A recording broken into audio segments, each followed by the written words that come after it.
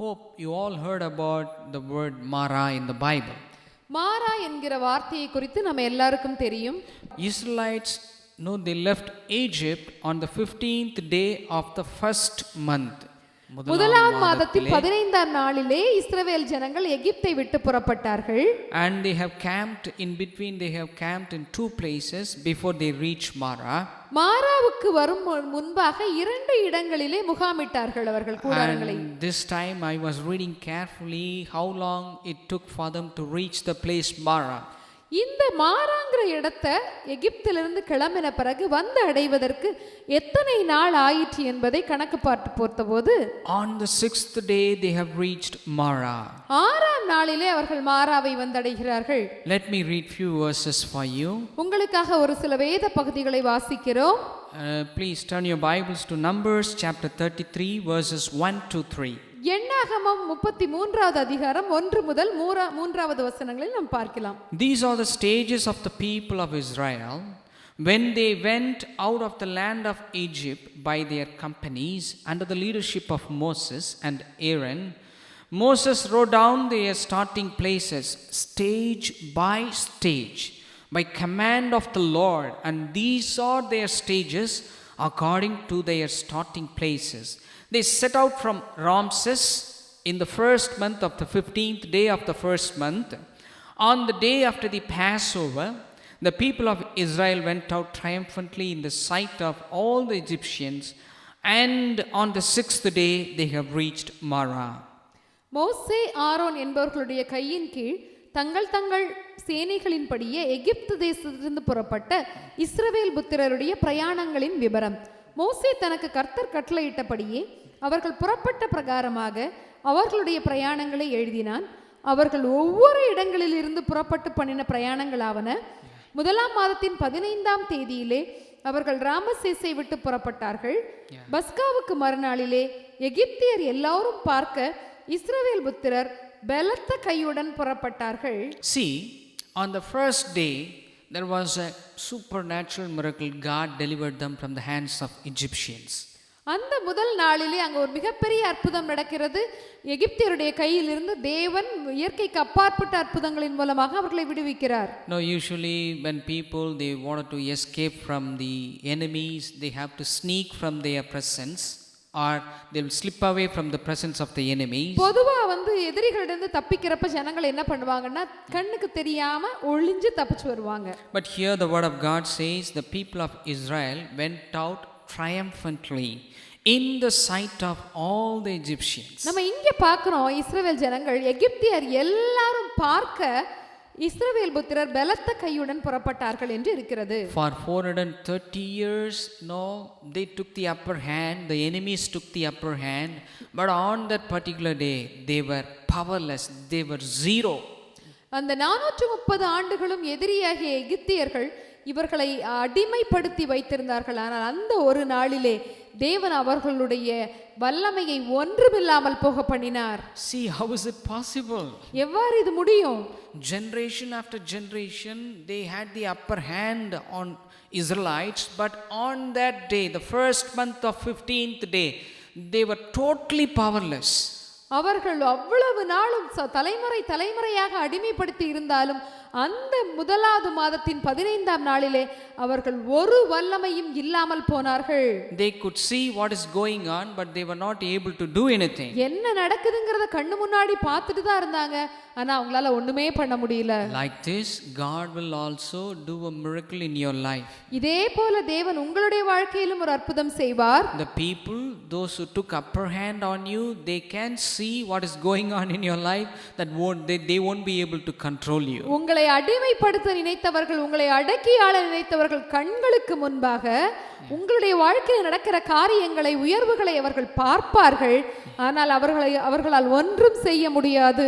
Yeah, you will walk out triumphantly in the sight of all your enemies. உங்களுடைய எல்லா எதிரிகளின் கண்களுக்கு முன்பாக நீங்கள் பலத்த கையுடன் புறப்படுவீர்கள். What a prophetic word this evening, dear brother, dear sister. God, அருமையான சகோதரனே சகோதரியே, என்ன ஒரு தீர்க்கதரிசன வார்த்தை இது. What a good God we serve. எவ்வளவு நல்ல தெய்வம் அவர். Okay, on the first day there was a miracle. They came out and there was a great deliverance for the people of Israelites. And then after 2 days they reached the place called Red Sea. அந்த அது தொடங்கி ரெண்டு நாள் கழித்து சிவந்த சமுத்திரத்தை வந்து அடைகிறார்கள். And third day there was a spectacular miracle. மூன்றாவது நாளில் ஒரு மிகப்பெரிய அற்புதம் நடக்கிறது. God parted the sea and the Egyptians, they could see something is going on. It's a supernatural they never ever seen in their life. அப்படிப்பட்ட ஒரு இயற்கைக்கு அப்பாற்பட்ட அதிசயத்தை யாரும் தங்களுடைய கண்களால் பார்த்ததில்லை. செங்கடல் இரண்டாக பிளக்கிறது. And then they walked through the Red Sea, the dry land, and they reached the other shore. அவர்கள் அந்த செங்கடலின் வழியாக கடந்து சென்று அக்கறையை அடைகிறார்கள். And the Egyptians, they tried to do the same thing, that they were not able to make it out. ஆனால் எகிப்தியர்கள் அதையே செய்ய முற்பட்ட பொழுது அவர்களால் அதை செய்ய முடியவில்லை. Okay, after the second miracle on the third day, they were traveling for another 3 days. அது முடிந்த பிறகு அவர்கள் 3 நாட்கள் இன்னுமாய் பயணிக்கிறார்கள். And then here comes a challenge and a miracle. அங்கே ஒரு சவாலும் வருகிறது, ஒரு அதிசயமும் நடக்கிறது. On the 6th day they reached the place called Mara. 6ஆம் நாளிலே அவர்கள் மாரா என்கிற இடத்தை சென்றடைகிறார்கள். And there was water, and the condition of the water is bitter, and they were not able to drink it. அங்க தண்ணி இருந்ததுங்க, ஆனா அந்த தண்ணி குடிக்கிற நிலைமையில இல்ல, கசப்பா இருந்தது. It is in Exodus chapter 15 verse number 23 says, when they came to Mara, they could not drink the water of Mara because it was bitter. Therefore it was named Mara. யாத்ராகமம் 15:23 நாம் பார்க்கிறோம், அவர்கள் மாராவிலே வந்தபோது மாராவின் கண்ணீர் கசப்பா இருந்ததினால் அதை குடிக்க அவர்களுக்கு கூடாதிருந்தது, அதனால் அவ்விடத்திற்கு மாரா என்று பெயரிடப்பட்டது. And the people grumbled against Moses, saying, what shall we drink? அப்பொழுது ஜனங்கள் மோசேக்கு விரோதமாய் முறுமுறுத்து என்னத்தை குடிப்போம் என்றார்கள். Yeah, it's a huge problem for the whole community. அந்த முழு சமுதாயத்துக்கும் அது ஒரு பெரிய பிரச்சனையாக இருந்தது. They were so thirsty, tired, and they wanted to drink water, so desperate to drink the water, but it was not drinkable. அவங்களுக்கு தண்ணீர் தாகமா இருந்தது, எப்படியாவது தண்ணி குடிக்கணும்னு நினைச்சாங்க, ஆனா அந்த தண்ணீர் குடிக்கிற மாதிரி இல்ல. When Moses cried to the Lord showed him a log, a piece of wood, and he threw it into the water, and the water became sweet. மோசே கர்த்தரை நோக்கி கூப்பிட்டான். அப்பொழுது கர்த்தர் மோசேக்கு ஒரு மரத்தை காண்பித்தார். அதை அவன் தண்ணீரில் போட்டவுடனே அது மதுரமான தண்ணீராயிற்று. அவர்களுக்கு ஒரு நியமத்தையும் ஒரு நியாயத்தையும் கட்டளையிட்டு, saying, if you will diligently listen to the voice of the Lord your God, and do that which is right in his eyes, and give ear to his commandments, and keep all his statutes, I will put none of the diseases on you that I put on the Egyptians, for I am the Lord your healer. The word healer is Jehovah Rapha in Hebrew. அங்கே அவர்களுக்கு ஒரு நியமத்தையும் ஒரு நியாயத்தையும் கட்டளையிட்டு அங்கே அவர்களை சோதித்து, நீ உன் தேவனாகிய கர்த்தரின் சத்தத்தை கவனமாய் கேட்டு அவர் பார்வைக்கு செம்மையானவைகளை செய்து அவர் கட்டளைகளுக்கு செவி கொடுத்து அவருடைய நியமங்கள் யாவையும் கை கொண்டால் நான் எகிப்தியருக்கு வரப்பண்ணின வியாதிகளில் ஒன்றையும் உனக்கு வரப்பண்ணேன். நானே உன் பரிகாரியாகிய கர்த்தர் என்றார். இந்த பரிகாரியாகிய கர்த்தர் என்ற வார்த்தை தான் எபிரேய மொழியிலே யெகோவா ராஃபா என்று எழுதப்பட்டிருக்கிறது. Because they were afraid about diseases what they had seen in the Egypt. அவர்கள் எகிப்திலே தாங்கள் பார்த்த வியாதிகளை பார்த்து கலங்கி போயிருந்தார்கள். And it was strongly registered in their mind, so they had the fear it may affect us also. அவர்கள் அதை பார்த்து அவர்களுடைய மனதிலே அது பதிந்து போயிருந்தபடியினாலே இவ்விதமான வியாதிகள் தங்களையும் பாதிக்கலாம் என்று ஒரு பயத்தோடு இருந்தார்கள். When God struck them with plagues, they saw with their eyes the Egyptians were suffering from various illness. அங்கே தேவன் எகிப்தியர்களை வாதைகளினாலே தண்டித்த பொழுது தங்களுடைய கண்களினாலே இஸ்ரவேல் ஜனங்கள் அதை பார்த்தார்கள். God knows everything. தேவனுக்கு எல்லாம் தெரியும். God can read your mind and your thoughts. உங்களுடைய எண்ணங்களையும் சிந்தைகளையும் அவர் அறிந்திருக்கிற தேவன். God knew their thought. God said to them, I will not put none of the disease which had affected the Egyptian. அவர்களுடைய எண்ணங்களையும் சிந்தைகளையும் அறிந்து கொண்ட தேவன் சொல்லுகிறார், எகிப்தியருக்கு வரப்பண்ணின வியாதிகளில் ஒன்றையும் உனக்கு வரப்பண்ணேன் என்று. He is doing 3 things there. அங்கே 3 காரியங்களை செய்கிறார். He changed the quality of the water. அந்த தண்ணீரின் தன்மையை மாற்றுகிறார். Now it's drinkable. People can drink the water. இப்பொழுது அது மதுரமாய் மாறினது. அதை ஜனங்களால் குடிக்க முடிந்தது. And God changed the taste of the water. Now it's sweet. முதலாவதாக தன்மையை மாற்றுகிறார். அதற்கு பிறகு அதற்கு எக்ஸ்ட்ரா ருசியையும் கொடுக்கிறார். And then third, he's making a promise with his people. He's giving a promise to his people. அங்கே ஜனங்களுக்கு ஒரு வாக்குத்தத்தத்தையும் கொடுக்கிறார். He is doing 3 things there. 3 காரியங்களை செய்கிறார். Changing the quality of the water, தண்ணீரின் தன்மையை மாற்றுகிறார். changing the taste of the water, தண்ணீரின் சுவையை கூட்டுகிறார். and the third thing, he is giving them the promise. மூன்றாவதாக வாக்குத்தத்தத்தை கொடுக்கிறார். What a good God he is. Amen. எவ்வளவு நல்ல தெய்வம். This is naturally sweet. Amen. இது இயற்கையாகவே சுவையான ருசியான தண்ணீர். Now people are quenching their thirst, drinking the water as much as they want. அப்ப ஜனங்கள் தண்ணீரை தங்களுடைய ஆசை தீர குடிக்கிறார்கள். And after that God says, now you are satisfied, and now I wanted to tell you, I am Jehovah Rapha. இப்பொழுது நீங்க நல்ல தண்ணி எல்லாம் குடிச்சிட்டீங்க, உங்க தாகம் அடங்கிருச்சு. இப்போ உங்களை பார்த்து சொல்ல விரும்புகிறேன், நானே யெகோவா ராஃபா என்று சொல்கிறார். Before I changed the quality and taste of the water, you were looking at it as a problem. நீங்கள் நான் தண்ணீரின் தன்மையையும் ருசியையும் மாற்றுவதற்கு முன்பாக அதை ஒரு பிரச்சனையாக பார்த்தீர்கள். You thought it's going to be a very big problem, and you thought you're going to die here. நீங்கள் நினைத்தீர்கள் இது ஒரு மிகப்பெரிய பிரச்சனை, இங்கே நாம் மடிந்து போவோம் என்று நினைத்தீர்கள். Even you thought, if at all we drink this water, we may be affected by some disease. நீங்கள் மனதிலே நினைத்தீர்கள், ஒருவேளை இந்த தண்ணீரை குடித்து கசப்பான தண்ணியை குடிச்சு வியாதி எதுவும் வந்துருமோன்னு கூட யோசிச்சீங்க. And God said, I am Jehovah Rapha, I will mend and fix it.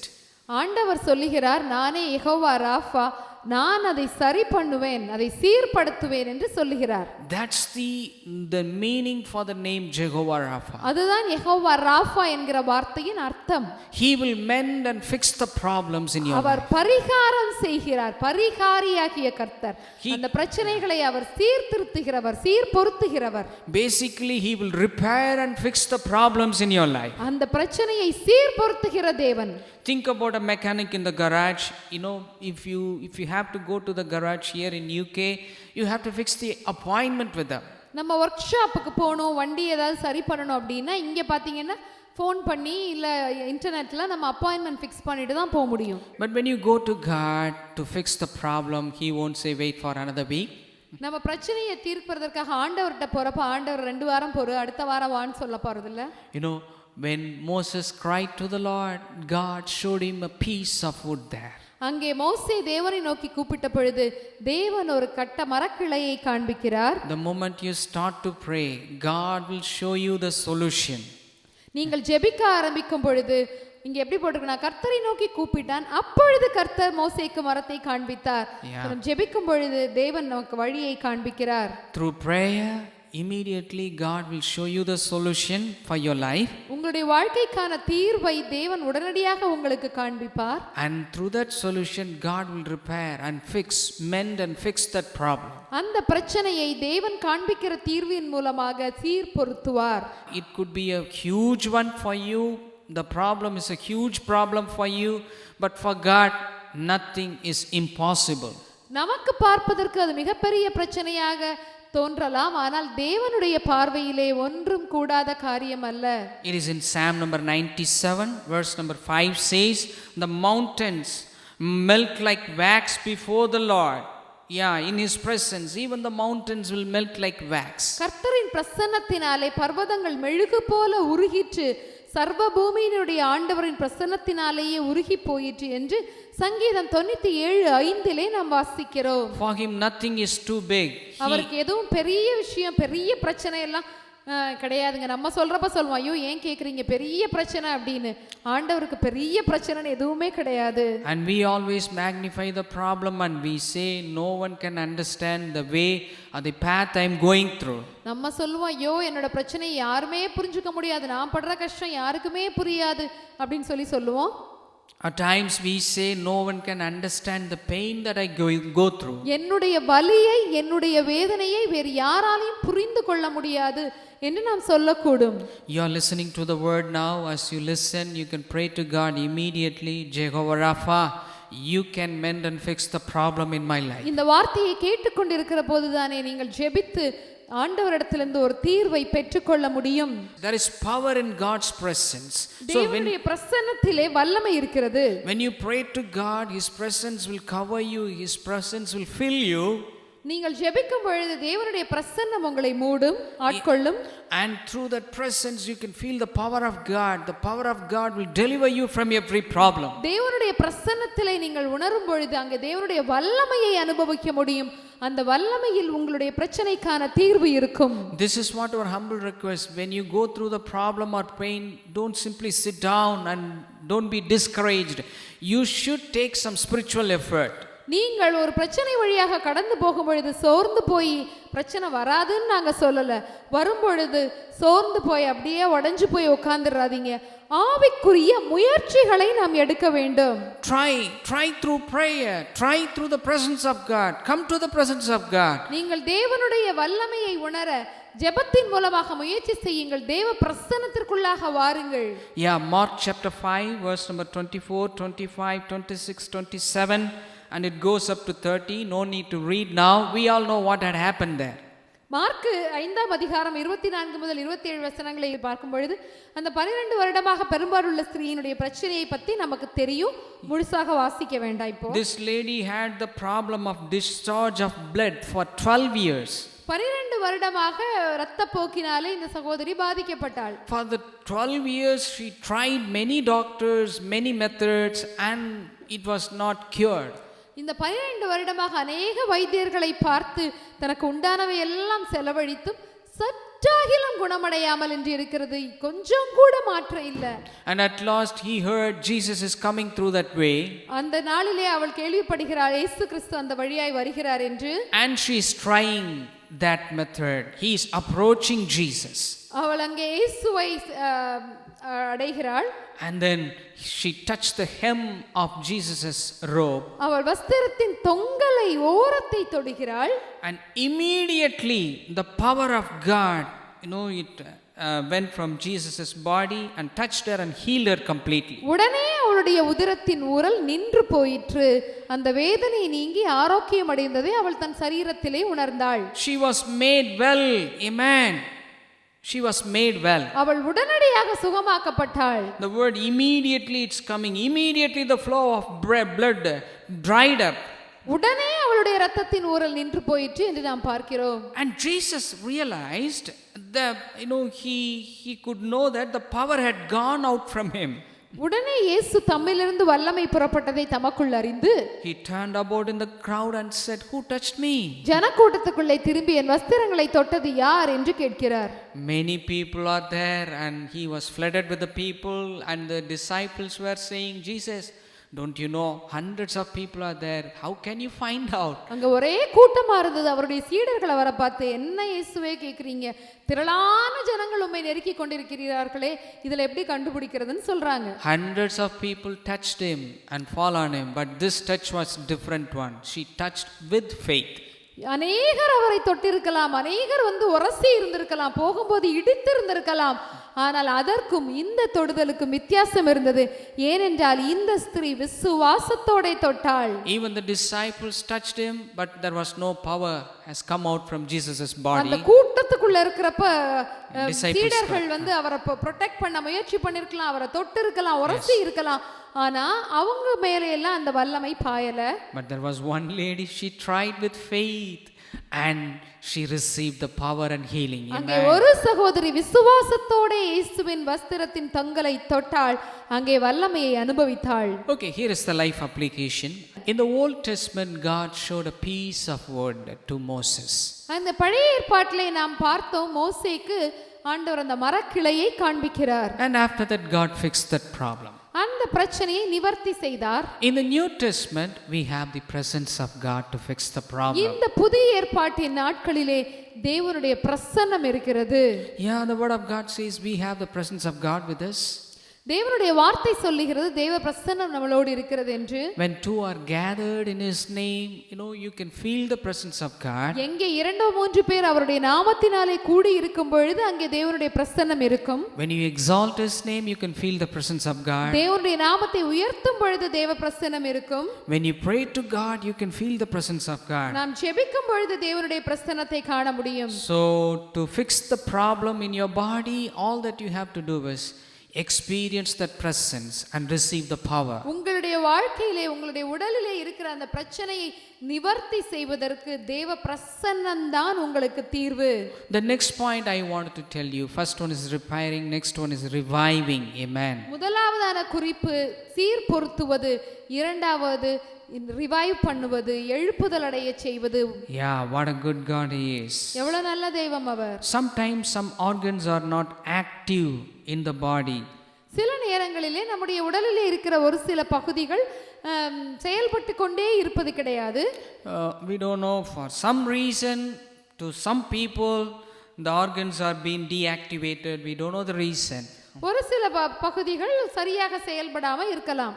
But it can be revived at any point. ஆனால் செயல்படாமல் இருக்கிற உடல் உறுப்புகள் எந்த நேரத்திலும் செயல்பட ஆரம்பிக்கலாம். Abraham said, I am too old. Abraham சொன்னான், நான் வயது சென்றவனானேன். Why he said I am too old? I am too old to have a son at this age. இந்த வயதுல குழந்தை பெற்றுக்கொள்வதற்கு எனக்கு ரொம்ப வயசாயிருச்சுன்னு சொல்றாரு. Yeah, even Sarah also said the same thing. I am well advanced in years. சாராளும் கூட அதையே தான் சொல்லுகிறார், எனக்கு வயசாயிருச்சு அப்படின்னு. So shall I have pleasure at this age? இந்த வயதுல எனக்கு மகிழ்ச்சி இருக்குமா என்று கேட்கிறாள். But Lord said to Abraham and Sarah, I am going to give you a son and you have to name him as Isaac. நான் உங்களுக்கு ஒரு குமாரனை கொடுப்பேன், அவனுக்கு ஈசாக்கு என்று பெயரிடுவீர்களாக என்று சொல்லுகிறார். God said, at the appointed time I will return to you. I will revive the organs of your body. About this time next year, Sarah shall have a son. உற்பவ காலத்திலே நான் உங்களிடத்திலே வருவேன், அப்பொழுது சாராளுக்கு ஒரு குழந்தை இருக்கும், அவளுடைய உடல் உறுப்புகளை உயிர்ப்பிப்பதாக தேவன் அங்கே வாக்கு கொடுக்கிறார். When God fixed the problem, he can revive the organs in your body. உங்கள் தேவன் ஒரு பிரச்சனையை சீர் பொருத்தும் போது உங்கள் உடம்பில் இருக்கிற பகுதிகளை அவரால் சரி செய்து அதை சரியான வேலை செய்ய ஆக்க முடியும். In the first point I said God can clear or fix the complicated things. முதலாவதாக பிரச்சனைகளை சீர்பொருத்துகிறார். That's what repairing. And the next one is reviving. The dead parts will come back to life. இரண்டாவதாக செத்துப்போன செயலிழந்த பகுதிகளை உயிர்ப்பிக்க அவரால் முடியும். Because he is the life giver. Amen. ஏனென்றால் அவர் ஜீவன் அளிக்கிற தேவன். Let me tell you an illustration today. ஒரு குறிப்பை உங்களுக்கு சொல்ல விரும்புகிறோம். He is my close friend, Brother Balu. He is in India. He is a very good businessman and he is a good believer as well. எங்களுக்கு மிக நெருங்கிய நண்பர் பாலு என்று மதுரையிலே இருக்கிறார், ஒரு நல்ல பிசினஸ்மேன் அவர். And one time during second wave, COVID second wave, he was affected by COVID and he was hospitalized. இந்த இரண்டாவது கோவிட் அலையின் பொழுது அவர் பாதிக்கப்பட்டார், கோவிட்னால பாதிக்கப்பட்டார். And they have put him in the hospital, private hospital. அவர்கள் அங்கே அவரை ஒரு தனியார் மருத்துவமனையிலே அனுமதித்திருந்தார்கள். The first day, second day, and he said the next day itself his oxygen level had gone down. மூன்றாவது நாளில் தானே அவருடைய முதல் நாளிலே அவருடைய சேச்சுரேஷன் குறைந்து விட்டது. And after that his health was deteriorated every day and he was admitted in the ICU. அவருடைய உடல் நலம் கொஞ்சம் கொஞ்சமாக குறைய ஆரம்பித்து அவர் ஐசியூவிலே அனுமதிக்கப்பட்டார். And he was in the ICU for 57 days. 57 நாட்கள் ஐசியூவிலே இருந்தார்.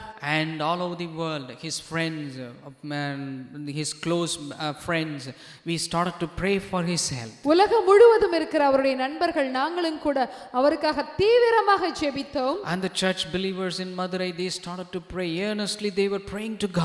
அந்த சபையும் விசுவாசிகளும் போதகர்களும் கூட அதிகமாய் அந்த சகோதரருக்காக ஜெபித்தார்கள். The prayer point was, we were all focusing on one point, Lord revive Brother Balu. அந்த நாளில் நாங்கள் ஜெபித்த ஜெபம், ஆண்டவரே அருமையான சகோதரர் பாலுவை உயிர்ப்பியும் என்பதுதான். And the doctors, they didn't know what is going on. இந்த டாக்டர்களுக்கு என்ன செய்வது என்று தெரியவில்லை. Because they're all human beings. ஏனென்றால் எல்லா மருத்துவர்களும் மனிதர்கள்தான். All the doctors, they can treat the patient, but God only heals.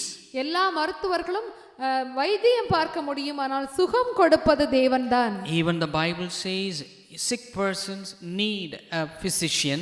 வேதத்தில் கூட சொல்லப்பட்டிருக்கிறது நோயாளிக்கு வைத்தியன் தேவை என்று சொல்லப்பட்டிருக்கிறது. So we are not against the doctors. நாங்கள் மருத்துவம் பார்ப்பதற்கோ வைத்தியர்களுக்கோ எதிரானவர்கள் அல்ல. Just like Jesus, they are all doing this, this noble profession in the society. அது ஒரு மேன்மையான ஒரு தொழில். தேவன் இயேசு கிறிஸ்து உலகத்தில் இருந்த பொழுது எப்படி எல்லாரையும் சுகமளிப்பவராக சுற்றித் திரிந்தாரோ அதைத்தான் செய்து கொண்டிருக்கிறார்கள் மருத்துவர்களும். And during these 57 days the doctors didn't know what to do. இந்த 57 நாட்களும் என்ன செய்வது என்று டாக்டர்ஸ்க்கு தெரியல. On the 58th day God revived this brother. இந்த அருமையான பாலு சகோதரரை 58வது நாளிலே தேவன் உயிர்ப்பித்தார். And then another 13 days he was in the normal ward, a normal room. 13 நாட்கள் அவர் நார்மலான வார்டுல இருந்துட்டு and they treated him and then he came back to home. அவர் மறுபடியுமாக வீடு வந்து சேர்ந்தார். Those 57 days I didn't know what had happened to me. அந்த 57 தினங்களும் என்ன நடந்தது, எங்கே இருக்கிறோம், எதுவுமே அவருக்கு தெரியாது. He didn't know where he was and what had happened. He didn't know anything. அந்த 57 நாட்களும் அவர் சுயநினைவு இல்லாமல் தான் இருந்திருக்கிறார். And on that 58th day God revived his every organ in the body. 58வது நாளிலே அவர் உடலில் இருக்கிற ஒவ்வொரு பாகத்தையும் தேவன் உயிர்ப்பித்தார். God revived the brain and the brain function became normal, and God revived the nerve system, heart, pumping system, everything. God revived every organ in the body. அவருடைய அந்த சுவாச குழுக்களையும் அவருடைய மூளையையும் மற்ற எல்லா பகுதிகளையும் தேவன் உயிர்ப்பித்தார். Because the word of God says, you have to read this word, though it's a familiar one. Please read along with us. Psalm number 103 verses 3, 4 and 5. சங்கீதம் 103வது அதிகாரம் 3 முதல் 5 வசனங்கள். Who forgives all your iniquity, who heals all your diseases, who redeems your life from the pit, who crowns you with steadfast love and mercy, who satisfies you with good, so that your youth is renewed like the eagles. அவர் உன் அக்கிரமங்களை எல்லாம் மன்னித்து உன் நோய்களை எல்லாம் குணமாக்கி உன் பிராணனை அழிவுக்கு விலக்கி மீட்டு உன்னை கிருபையினாலும் இரக்கங்களினாலும் முடிசூட்டி நன்மையினால் உன் வாயை திருப்தியாக்குகிறார். கழுகுக்கு சமானமாய் உன் வயது திரும்ப வாழ வயது போலாகிறது. He will redeem your life from the pit of destruction. அவர் நம்முடைய பிராணனை அழிவுக்கு விலக்கி மீட்கிறார். What a great God he is. Hallelujah. Hallelujah. எவ்வளவு நல்ல தெய்வம் அவர். And the third one is restoration. மூன்றாவதாக அவர் மீட்டுக் கொள்ளுகிற தேவன். He is our healer. He is fixing, mending, and he is the restorer as well. அவர் நம்மை உயிர்ப்பிக்கிற தேவன், சரி செய்கிற தேவன், நம்மை மீட்டுக் கொள்ளுகிற தேவன். Dear brother, dear sister, are you going through pain and problem in your life? உங்களுடைய வாழ்க்கையிலே வலியிலும் வேதனையிலும் கடந்து சென்று கொண்டிருக்கிறீர்களா? Are you feeling like I'm going through a place called Mara right now? என்னுடைய வாழ்க்கையிலே மாராவை போன்ற கசந்த பகுதி வழியாக கடந்து சென்று கொண்டிருக்கிறேன் என்று நினைக்கிறீர்களா? God will fix the problem in your life, and God will mend and fix the problem. God can restore the things in your life. தேவன் உங்களுடைய வாழ்க்கையில் இருக்கிற பிரச்சனைகளை சரி செய்து சீர்பொருத்தி உங்களை மீட்டுக் கொள்ள முடியும். When I talk about the word restoration, immediately people will think about the fortunes in their life. Restoration என்று சொன்ன உடனே ஜனங்கள் எல்லாரும் தங்களுடைய வாழ்க்கையில் இருக்கிற வசதிகளை குறித்து நினைப்பார்கள். People think we have lost money in our life, so we will get back the money. ஒரு சிலர் நினைப்பாங்க பொருளாதார ஆசீர்வாதங்களை குறித்து நினைக்க கூடும். நான் பணம் எல்லாம் தொலைச்சிட்டேன், அதனால என்னுடைய பணம் திரும்ப கிடைக்கும் அப்படின்னு நினைக்கலாம். Yeah, well, God will give back all those things. God will surely do it. தேவன் அதை கொடுக்க கூடும், தேவன் செய்வார். But when I talk about restoration means, here, and the restoration is restoration about your body. Amen. இந்த வேளையிலே நாங்கள் restoration மறுசீரமைப்பு என்று சொல்லும் பொழுது உங்களுடைய உடலிலே நடக்கிறதான அந்த சீரமைப்பை குறித்து மறுசீரமைப்பை குறித்து சொல்லுகிறோம். Once God took prophet Ezekiel to the valley of dry bones. ஒரு முறை தீர்க்கதரிசியாகிய எசேக்கியேலை தேவன் அந்த எலும்புகள் உலர்ந்த எலும்புகள் இருந்த பள்ளத்தாக்குக்கு கூட்டி சென்றார். You would have heard about hundreds of sermons out of that passage. இந்த பகுதியிலிருந்து பிரசங்கிக்காத பிரசங்கிகளே இல்லை என சொல்லலாம். அவ்வளவு பிரசங்கங்கள் நீங்க கேட்டிருப்பீங்க. It is in chapter number 37, Ezekiel chapter 37. எசேக்கியேல் 37ல இந்த பகுதி எழுதப்பட்டிருக்கிறது. We know what had happened there. அங்கே என்ன நடந்ததுங்கிறது நமக்கு எல்லாருக்குமே தெரியும். God spoke to Ezekiel, prophet Ezekiel. He said, "Oh son of man, do you believe all these bones will come back to life?" அங்கே தேவன் எசேக்கியேலை நோக்கி, மனுபுத்திரனே, இந்த எலும்புகள் உயிரடையுமா என்று கேட்டார். The whole passage is about restoration, reunion there. இந்த முழு பகுதியுமே மறுசீரமைப்பை குறித்தும் மறுபடியும் ஒன்று சேர்வதை குறித்தும் தான். Let me take the first word, restoration. மறுசீரமைப்புங்கிற ஒரு வார்த்தையை எடுத்துக்கிறோம். And Ezekiel was not sure about that one, and he said, "God, you only know the answer." எசேக்கியேல் ரொம்ப ஞானமா பதில் சொல்றாரு. கர்த்தராகிய ஆண்டவரே, தேவரீர் அதை அறிவீர் என்று சொல்லுகிறார். And God said, "It will come back to life, so speak to them." ஆண்டவர் சொல்றாரு, இதை பார்த்து சொல்லு அப்படின்னு சொல்றாரு. எலும்புகளை குறித்து தீர்க்கதரிசனம் உரைத்து அவைகளை பார்த்து சொல்ல வேண்டியது என்னவென்றால் என்று சொல்லுகிறார். And then when he started to speak, he could hear the rattle sound of the bones, and it came back to the position. அவருக்கு கட்டளையிட்டபடியே எசேக்கியேல் அங்கே தீர்க்கதரிசனம் உரைக்கையில் இரைச்சல் சத்தம் உண்டாகிறது, அசை உண்டாகிறது, ஒவ்வொரு எலும்பும் தன் தன் எலும்போடு சேர்ந்து கொண்டது. There was a mighty move in the valley, and all the bones joined together and came back to life. அங்கே அது ஒரு மிகப்பெரிய அசைவை உண்டாக்கியது. அந்த பள்ளத்தாக்கிலே எலும்புகள் ஒன்றோடு ஒன்று இணைந்து அதற்கு சதையும் நரம்பும் இரத்தமும் கொடுக்கப்பட்டு ஜீவனோடு வந்தது. For restoration you have to speak the word. நீங்கள் ரெஸ்டோர் ஆவதற்கு மறுசீரமைப்பு செய்வதற்கு வார்த்தையை பேச வேண்டும். ஆண்டவர் எசேக்கியேலை பற்றி சொல்றாரு, அவைகளை பார்த்து சொல்லு அப்படின்னு சொல்றாரு. Number 1, for repairing you need the presence of God. முதலாவதாக சீர்பொருத்துவதற்கு தேவனுடைய பிரசன்னம் வேண்டும். Number 2, for reviving you need prayer, and you have to take the efforts to do the things. நாம் இரண்டாவதாக எழுப்புதல் அடைவதற்கு, நம்முடைய உடலில் இருக்கிற பாகங்கள் உயிர் பெறுவதற்கு ஆவிக்குரிய ஒரு சில பயிற்சிகளை நாம் செய்ய வேண்டும், ஜெபம் உட்பட. And then third one is for restoration, speak the word of God. மூன்றாவதாக இந்த மறுசீரமைப்பு செய்வதற்கு தேவனுடைய வார்த்தைகளை பேச வேண்டும். And the second one, he is the life giver. He can give the life to the dead parts. அவர் அந்த மரித்து போன பகுதிகளுக்கு கூட ஜீவன் கொடுக்க அவராலே முடியும். Have that faith and then focus on God. God will revive the parts in your body. அந்த விசுவாசத்தோடு நீங்கள் ஜெபியுங்கள், தேவன் உங்களுடைய உடம்பிலே இருக்கிற அந்த பாகங்களை உயிர்ப்பிப்பார். And then in my conclusion I would like to tell you this. கடைசியாக இதை சொல்லி முடிக்க விரும்புகிறோம். On the 6th day God made the promise to them. ஆறாம் நாளிலே தேவன் அந்த தீர்க்க தரிசனத்தை அவர்களுக்கு கொடுக்கிறார், வாக்குத்தத்தத்தை. And we all know they traveled in the wilderness for how many years? எவ்வளவு ஆண்டுகள் அவர்கள் வனாந்திரத்திலே பயணம் செய்தார்கள் என்று நமக்கு தெரியும். 40 years they were in the wilderness. 40 ஆண்டுகள் அவர்கள் வனாந்திரத்திலே இருந்தார்கள். Let me say that again. On the 6th day God gave the promise and he revealed himself. I am Jehovah Rapha, I will mend and fix the problem. நான்காம் நாளிலே தேவன் அவர்களுக்கு, நானே பரிகாரியாகிய கர்த்தன், நான் உங்களை சீர்பொருத்துவேன் என்று சொல்லுகிறார். And rest of the 40 years God kept the word. God was so faithful to them. அங்க அந்த ஆறாம் நாளிலிருந்து 40 ஆண்டுகள் வரைக்கும் தேவன் அவர்களுக்கு கொடுத்த வாக்குத்தத்தத்தை நிறைவேற்ற உண்மையுள்ளவராக இருந்தார். Because if you read in Psalm number 105, நாம் சங்கீதம் 105 பார்க்கும் பொழுது, the last verse, I think 37th verse says, he brought them forth also with silver and gold, and there was not one feeble person among their tribes. சங்கீதம் 105:37 பார்க்கும் பொழுது, அப்பொழுது அவர்களை வெள்ளியோடும் பொன்னோடும் புறப்பட பண்ணினார், அவர்கள் கோத்திரங்களில் பலவீனப்பட்டவன் ஒருவனும் இல்லை என்று நாம் பார்க்கிறோம். What a good God He is. எவ்வளவு Amen. நல்ல தேவன் அவர். For the 40 years. 40 ஆண்டுகள். And they were well and good and healthy. அவர்கள் Amen. சுகத்தோடும் பலத்தோடும் இருந்தார்கள்.